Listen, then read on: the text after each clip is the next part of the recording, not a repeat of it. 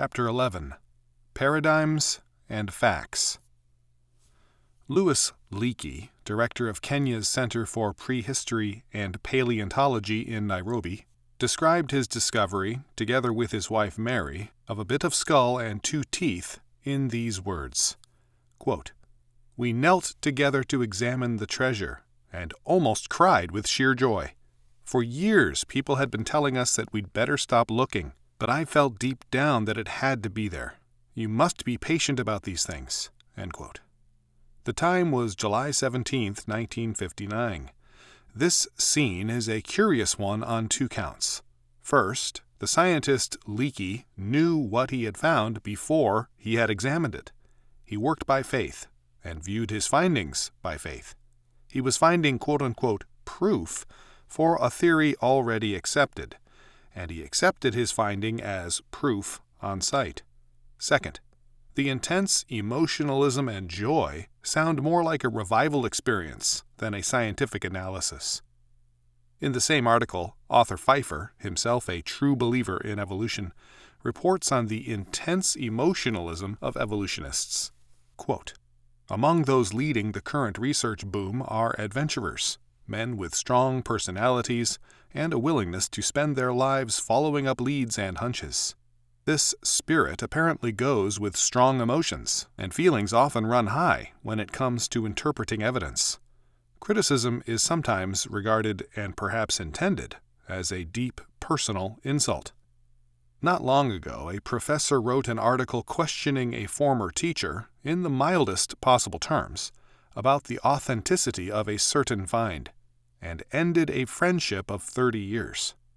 On another occasion, an eminent anthropologist arose to speak at a meeting given in his honor and began reminiscing about the early days of his career when his ideas concerning human evolution had been ignored. But he managed to complete only a few sentences of his talk. Then, overcome by the recollection of years of frustration, he lowered his head and burst into tears. Investigators have stalked out of meetings, indulged in personal vituperation, in technical journals as well as privately, argued over priorities, accused colleagues of stealing their ideas. Such behavior may be somewhat less common than it once was, and it is by no means unknown in other areas of science, but its incidence has been strikingly high among prehistorians. The reason for this occupational ailment is obscure, but it may have something to do with the shortage of solid evidence." End quote. It is well to have this fact admitted by the evolutionists themselves. Creationists have long known the savage and intemperate emotionalism with which evolutionists respond to criticism of their conclusions, or even to critical questioning. Such responses are scarcely the popular image of what passes for science, but they do remain the reality of modern science. Quote, "Its incidence has been strikingly high," end quote, among evolutionists, we are told, and with reason. No area of intellectual or scientific study can dispense with reasoning, but very few areas are ready to face up to the fact that all reasoning is circular reasoning. In many areas there is general agreement about the particular form of circularity, and hence some general peace to the same degree. In evolutionary studies where agreement is less general, there is as a result extensive conflict. To understand this problem, it is necessary to examine the nature of thought. All thinking rests on pre-theoretical presuppositions, in essence, religious commitments, which condition the nature of thinking. These pre-theoretical presuppositions determine which experiences out of all man's sense impressions shall be regarded as facts. Thus, before there are facts, there are already presuppositions, which lead to various beliefs and theories, which determine what shall be regarded as factuality. In other words, before there is a fact, there is a faith about facts. As Cornelius Van Til has said, quote, "Facts and interpretations of facts cannot be separated. It is impossible even to discuss any particular fact except in relation to some universal. The real question about facts is, therefore, what kind of universal can give the best account of the facts? Or rather, the real question is which universal can state or give meaning to any fact." End quote. There is thus no such thing as uninterpreted factuality. Van Til continues, quote, "It is impossible to reason on the basis of brute facts. Everyone who reasons about facts comes to those facts with a schematism into which he fits the facts. The real question is, therefore, into whose schematism the facts will fit.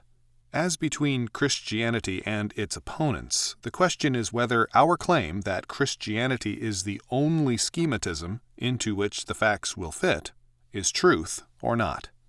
Christianity claims that unless we presuppose the existence of God, in whom as the self-sufficient one, schematism and fact and reason apart from and prior to the existence of the world are coterminous, we face the utterly unintelligible brute fact." End quote.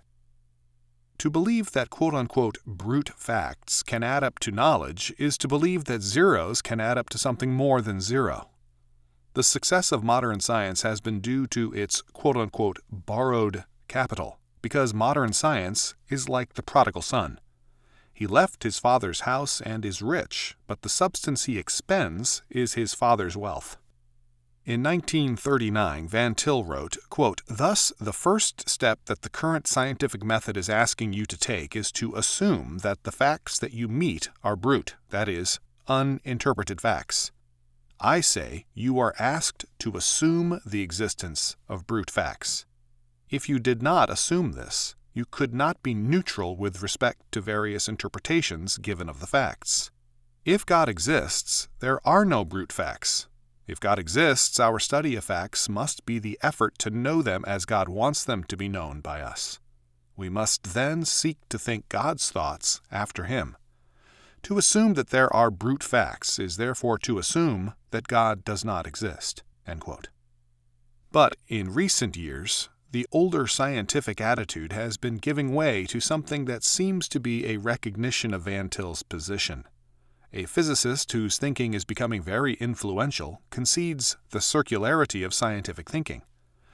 According to Thomas S. Kuhn, scientific thinking rests on quote-unquote paradigms, on quote universally recognized scientific achievements that for a time provide model problems and solutions to a community of practitioners. End quote.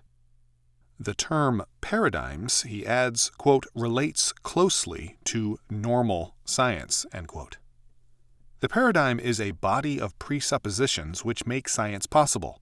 Quote, "No natural history can be interpreted in the absence of at least some implicit body of intertwined theoretical and methodological belief that permits selection, evaluation, and criticism." End quote. Without these presuppositions, all data are equally relevant and equally meaningless. Quote, "In the absence of a paradigm or some candidate for a paradigm, all the facts that could possibly pertain to the development of a given science are likely to seem equally relevant." End quote. A paradigm is an accepted model or pattern which establishes what shall be regarded as science. It defines both the problems of science and the area of the answers. The paradigm refuses to tolerate data which do not conform to the presuppositions. Quote, "Mopping up operations are what engage most scientists throughout their careers. They constitute what I am here calling normal science. Closely examined, whether historically or in the contemporary laboratory, that enterprise seems an attempt to force nature into the preformed and relatively inflexible box that the paradigm supplies.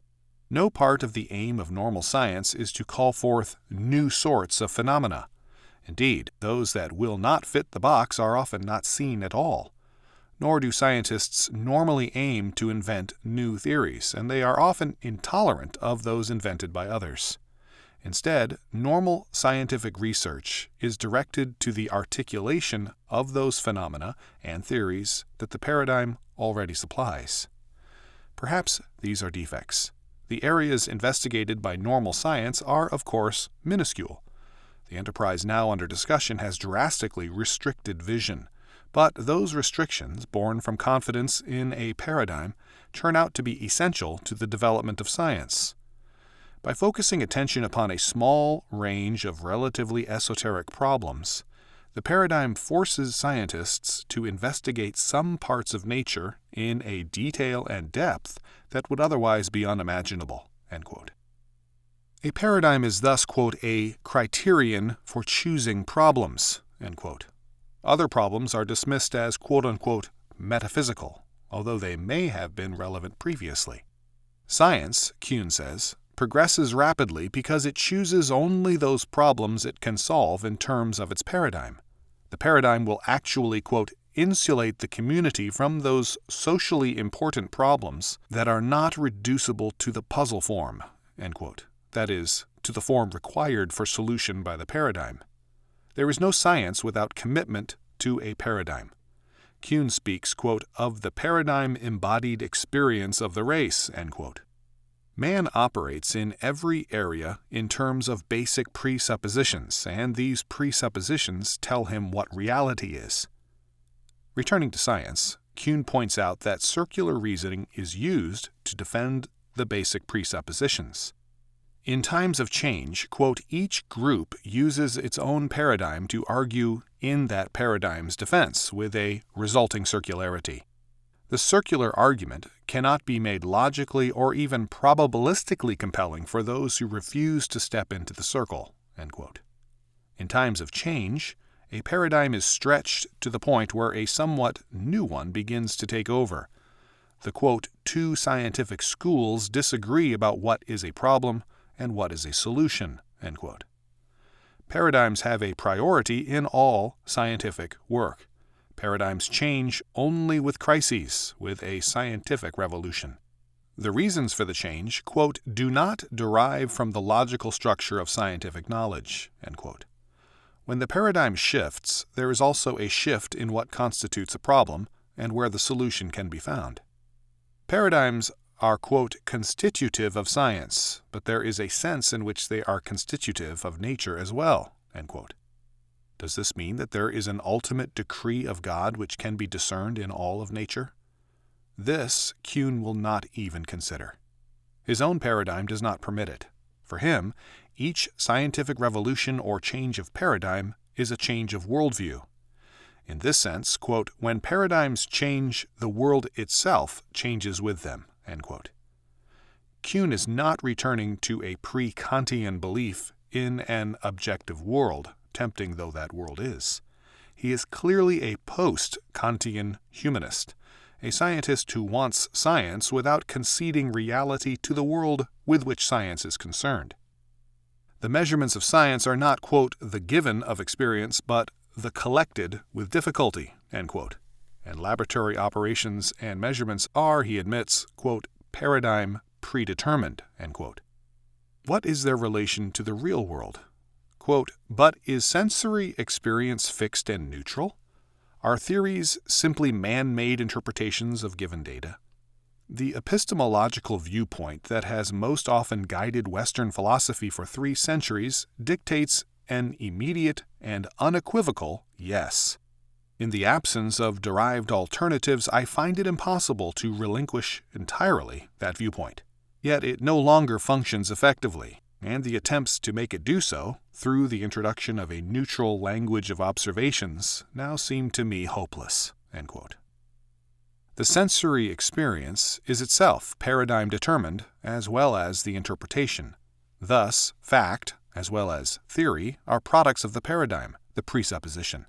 Hence the thorough circularity of reasoning. Hence the reason, quote, why the proponents of competing paradigms must fail to make complete contact with each other's viewpoints, end quote.